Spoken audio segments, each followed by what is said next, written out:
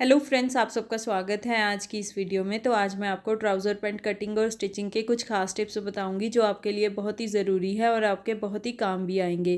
Beginners भी इस तरीके से आसानी से अपनी ट्राउज़र पैंट कट कर सकते हैं और स्टिच भी कर सकते हैं। तो आपका ज़्यादा टाइम ना लेते हुए हम आज की इस वीडियो को शुरू करते हैं।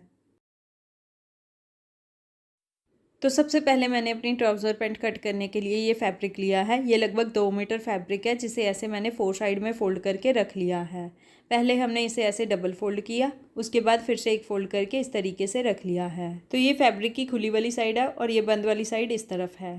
तो अब हमने ना कोई भी अपनी परफेक्ट फिटिंग वाली प्लाजो पैंट लेनी है जो हमारे पास घर पे पड़ी है। उसे ना हमने इस तरीके से डबल फोल्ड करके ना ऐसे अपने ये वाले फैब्रिक के ऊपर ना इस तरीके से रखना है, सेट करके ऐसे। जब हम इस तरीके से अपनी प्लाजो पैंट को सेट करके रख लेंगे ना फैब्रिक के ऊपर, तो उसके बाद ना हमें इसके साइड से ना आधे आधे इंच का एक्स्ट्रा मार्जिन लेते हुए ऐसे मार्क कर लेना है। बिल्कुल अपनी ट्राउज़र पैंट के साथ साथ इस तरीके से हमने आधे आधे इंच का गैप लेते हुए ना मार्क कर लेना है। तो आधा आधा इंच हम इसलिए ज़्यादा लेते हैं क्योंकि इतना हमारा सिलाइयों में दब ही जाता है।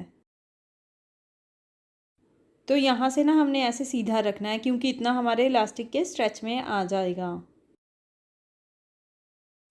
तो इसमें ना नीचे हमारे पास सिर्फ आधे इंच का ही फोल्डिंग का मार्जिन है। मैं आपको इसी से पैंट को फोल्ड करके दिखाऊंगी, ज़्यादा मार्जिन हम नहीं लेंगे। अब हमने ट्राउज़र पैंट की दूसरी तरफ से भी आधे आधे इंच का एक्स्ट्रा मार्जिन लेते हुए ना मार्क कर लेना है ऊपर तक। तो ऐसे दोनों तरफ से आधे आधे इंच का एक्स्ट्रा मार्जिन लेते हुए ना हमने अपनी ट्राउज़र पैंट की ना ऐसे मार्किंग कर ली है। इलास्टिक का ऊपर का मार्जिन हमारे पास नहीं है फोल्डिंग का, वो हम साइड से लेंगे। तो अब हम इसे ना अपनी मार्किंग के साथ साथ कट कर लेते हैं।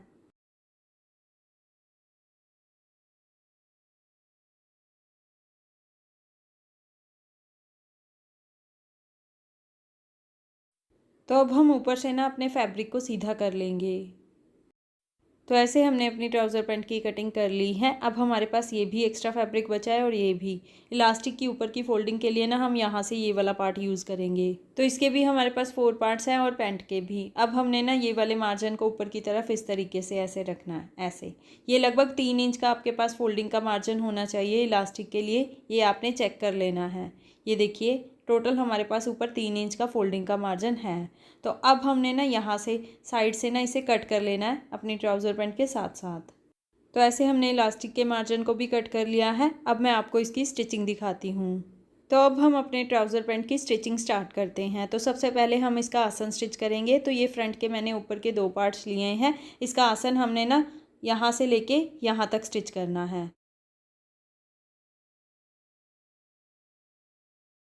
आसन की सिलाई हम यहीं तक लगाएंगे। यहाँ से अब हम अपनी सिलाई को डबल कर लेंगे। तो अब हमने बैक वाले दोनों पार्ट्स लेने हैं और उसका भी आसन पहले स्टिच कर लेना है। तो बैक वाले पार्ट का भी आसन हम यहीं तक स्टिच करेंगे। यहाँ से हमने अपनी सिलाई को डबल कर लेना है।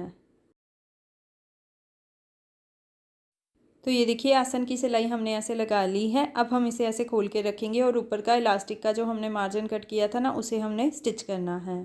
तो ये हमारा इलास्टिक का मार्जिन है। पैंट को हम ऐसे सीधा करके रखेंगे और ये इलास्टिक वाले मार्जिन को ना खोल के इसके ऊपर ऐसे उल्टा करके रखेंगे। दोनों को बिल्कुल बराबर रखेंगे और यहाँ पे आधे इंच का मार्जिन लेते हुए सीधी सीधी सिलाई लगा लेंगे। अगर आपके पास लेंथ कम है ना प्लाजो पैंट के लिए फैब्रिक की, तो आपने इस तरीके से लेंथ पूरी कर लेनी है। तो यहाँ पे हमने ये वाली सिलाई लगा ली है। अब हम इसे खोल लेंगे और यहाँ पे भी एक किनारे की सिलाई लगा लेंगे।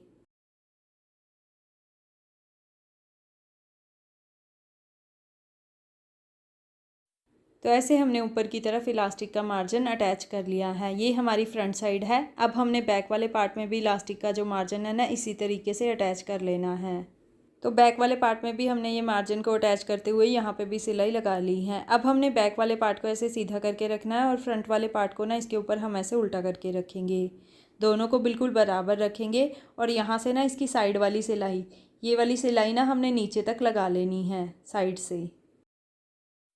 तो दोनों को बिल्कुल बराबर रखेंगे और आधे इंच का एक्स्ट्रा मार्जिन लेते हुए ना साइड की सिलाई पूरी नीचे तक लगा लेंगे।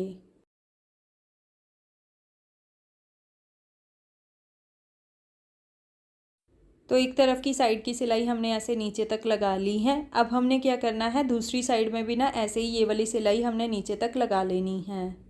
तो ये देखिए फ्रेंड्स, मैंने दोनों तरफ की साइड की सिलाइयाँ लगा ली हैं पूरी नीचे तक। अब हमने ना इसकी मोहरी वाली साइड से ना इसकी मोहरी को फोल्ड करना है। तो यहाँ पे हमारे पास टोटल आधे पौने इंच का ही फोल्डिंग का मार्जिन है। इस तरीके से मोहरी को खोल के रखेंगे और यहाँ से इसे पहले आधा इंच ऊपर की तरफ फोल्ड करेंगे और फिर आधा इंच ऐसे फोल्ड कर लेंगे और यहाँ पे एक किनारे की सिलाई लगा लेंगे।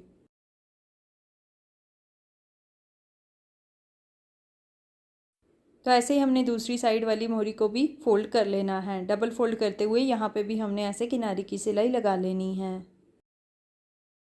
तो ऐसे हमने अपनी ट्राउज़र पैंट को नीचे से फोल्ड भी कर लिया है। अब हम इसे फिटिंग की सिलाई लगा लेते हैं।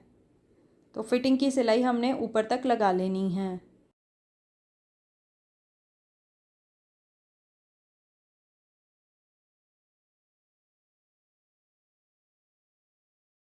तो एक तरफ की फिटिंग की सिलाई हमने ऊपर आसन तक ऐसे लगा ली है। अब हमने दूसरी तरफ की भी फिटिंग की सिलाई ऐसे लगा लेनी है।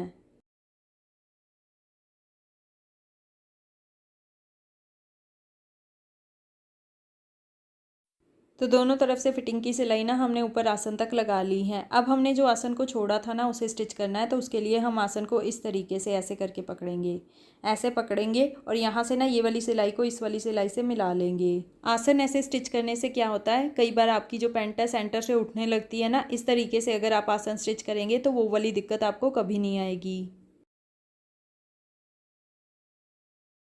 तो इस तरीके से हमने आसन की भी सिलाई लगा ली है। अब हमें ऊपर की तरफ ना इलास्टिक डालना है। तो उसके लिए ना पहले हम पैंट को आधा इंच इस तरीके से फोल्ड करेंगे, यहाँ से ऐसे, और यहाँ पे एक किनारे की सिलाई लगा लेंगे।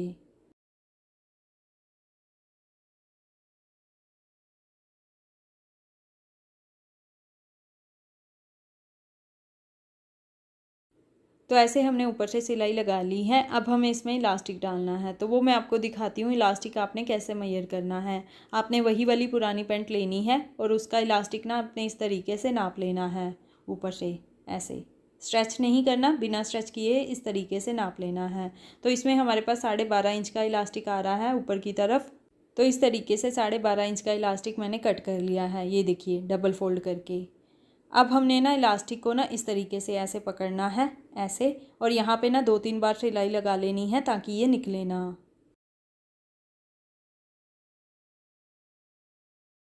तो ये देखिए इलास्टिक में हमने ऐसे 3-4 बार सिलाई लगा ली है। अब ये टूटेगा नहीं।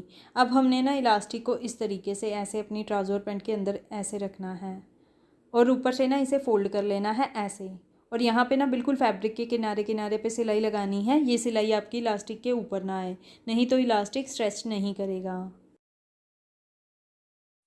ऐसे हमने इलास्टिक को अंदर की तरफ करते जाना है और यहाँ पे सिलाई लगाते जाना है।